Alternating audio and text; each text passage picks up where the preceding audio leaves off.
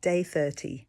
And today's passage, I have to confess, I've read it several times because it feels like a quite a complex thing that's being talked about here in some ways. And the Sadducees is another group that's trying to challenge Jesus because they didn't believe in the resurrection. So they're speaking to the one who is the resurrection, he says, and is life, and trying to, I guess, undermine his teaching and trying to challenge his teaching about the resurrection.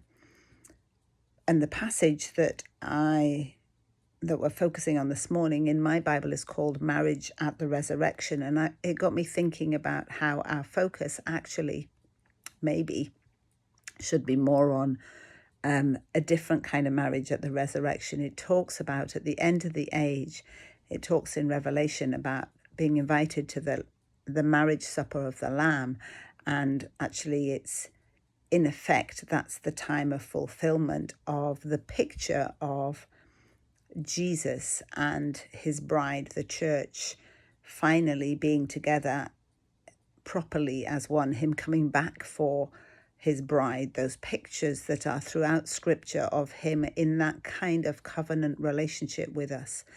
And it's a complicated picture to think about, but the idea of that relationship with God is woven throughout scripture. There are different passages in the Old and the New Testament that relate to the people of God, the church, being in the kind of relationship with God that is the same as a husband and wife. It's that covenantal relationship. It's the intimacy of the relationship. It talks in Ephesians 5 of Christ relating to the church like a husband.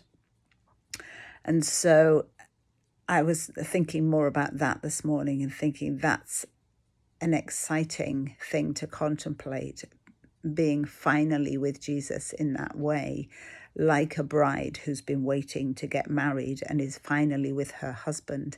And so that fulfillment of that picture, and putting aside the contemplation of earthly relationships and focusing on things above, focusing on things of heaven, because those kind of earthly relationships, I think, will feel like they have no place. They'll just diminish. They're not the focus.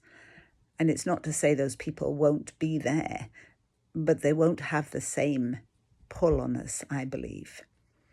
So that's where my thoughts went this morning.